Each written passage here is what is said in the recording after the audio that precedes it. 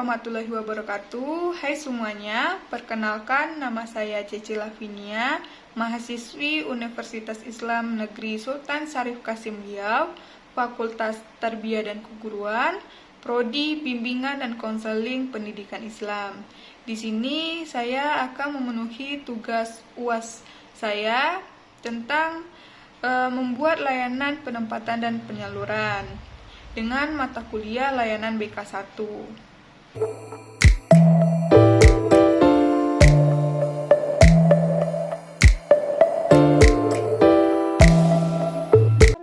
Assalamualaikum warahmatullahi wabarakatuh anak-anak semuanya. Waalaikumsalam warahmatullahi wabarakatuh, Bu.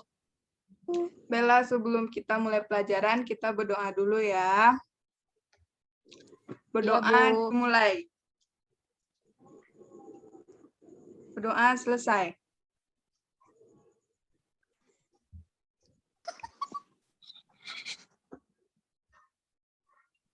Alhamdulillah pada siang hari ini Ibu diberikan kesempatan untuk bertemu, saling bertatap muka walaupun secara virtual. Sebelumnya kalian tadi belajar apa? Belajar bahasa Inggris, Bu. Oh, bahasa Inggris Biologi, ya. Bu. Maaf ya Ibu mengganggu waktunya siang-siang begini. Tidak apa-apa, Bu. Apakah ada yang tidak hadir? Tidak, Bu.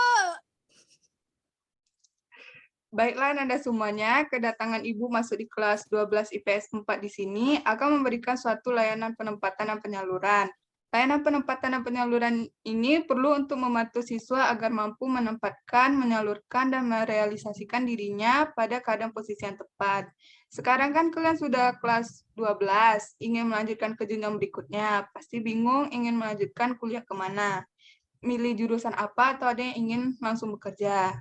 Baik, sebelum masuk sesi layanan, Ibu ingin bertanya pada Anda sekalian, adakah yang mengetahui apa itu layanan penempatan dan penyaluran?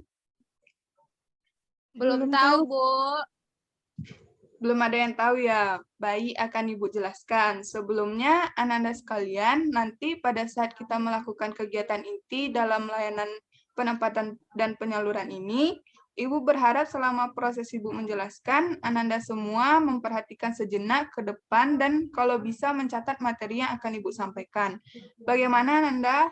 Paham? Paham, Bu.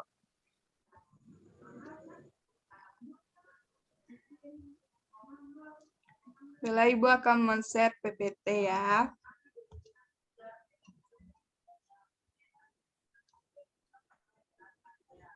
Apa udah kelihatan? Saya mana, Bu?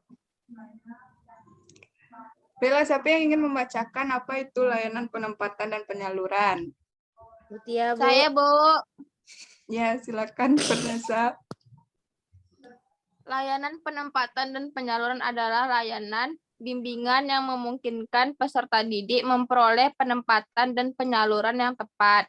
Misalnya, penempatan atau penyaluran di dalam kelas, kelompok belajar, jurusan, atau program studi, program pilihan, magang, kegiatan kurikuler, atau ekstrakurikuler, sesuai dengan potensi, bakat, dan minat, serta kondisi pribadinya.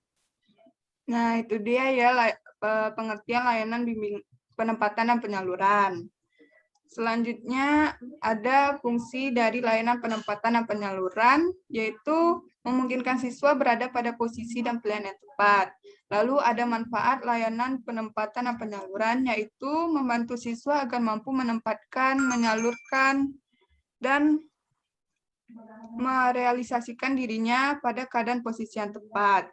Menyalurkan segala kemampuan, bakat, dan minat yang dimiliki siswa, sehingga siswa dapat berkembang secara optimal dan memperoleh kepuasan, memberikan kemudahan bagi guru dalam mengelola kelas dan program pengajaran. Layanan penempatan dan penyaluran harus dilaksanakan secara objektif dan rasional, oleh karena itu, perlu kegiatan pendukung berupa aplikasi instrumen dan pengumpulan data.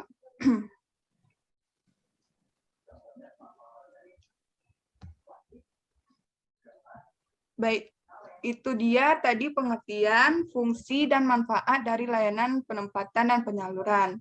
Nah, minggu kemarin Ibu sudah memberikan angket tentang pemilihan jurusan, sudah Anda isi dan sudah dikumpulkan di meja Ibu kan? Sudah, Bu. Jadi dari angket yang Ibu baca, Ibu akan membagi beberapa kelompok sesuai dengan penempatan dan penyaluran yang akan Ibu sampaikan kepada Anda semua.